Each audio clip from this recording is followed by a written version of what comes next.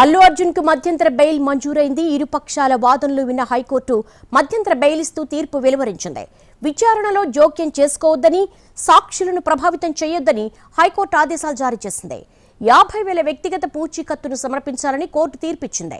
తదుపరి విచారణ జనవరి 21కి వాయిదా పడింది. రెగ్యులర్ బెయిల్ కోసం నాంపల్లి కోర్టును సంప్రదించాలని సూచించింది.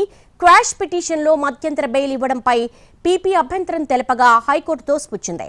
ఇప్పటికే అరెస్టైన సంధ్యా థియేటర్ యజమానులు A1, A2గా కూడా ఇవే ఉత్తర్వులు వర్తిస్తాయని హైకోర్టు స్పష్టం చేసింది. ఒక్కొక్కరు 50,000 చొప్పున పూచీకత్తు సమర్పించాలని ఉత్తర్వుల్లో పేర్కొంది. దాదాపు 2 గంటల పాటు హైకోర్టులో వాదనలు జరిగాయి. ఈ కేసులో పెట్టిన సెక్షన్లు అల్లు అర్జున్ కు వర్తించవని కోర్టు అభిప్రాయపడింది.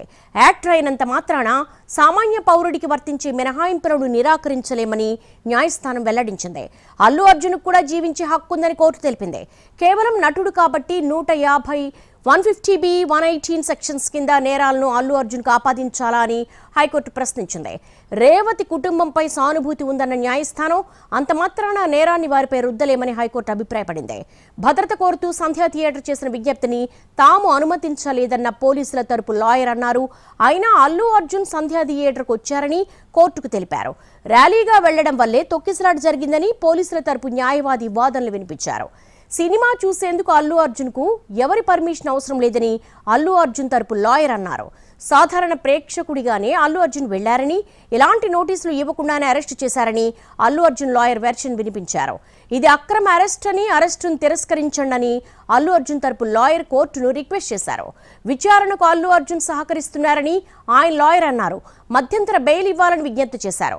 రిమాండ్ రిపోర్టులో కూడా అల్లు అర్జున్ కు దురుద్దేశం ఉన్నట్లుగా చూపించలేదని లాయర్ వాదనలు వినిపించారు. రేవతి మృతికి అల్లు అర్జున్ ఎలా కారణమవుతారని పీపీని జడ్జి ప్రశ్నించారు. అల్లు అర్జున్ కు 105B, 108 సెక్షన్స్ వర్తిస్తాయా? న్యాయమూర్తి ప్రశ్నించారు. ఈ సందర్భంగా ఘటన జరిగిన టైంలో తగినంత సంఖ్యలో పోలీసులు లేరని అల్లు అర్జున్ లాయర్ కోర్టుకు తెలిపారు.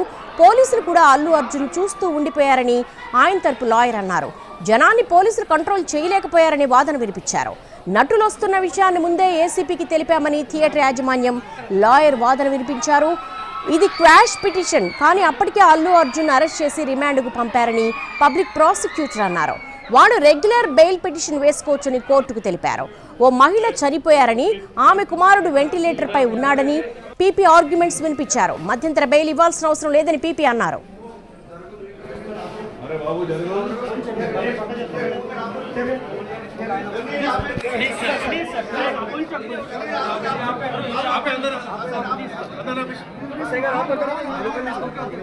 Right.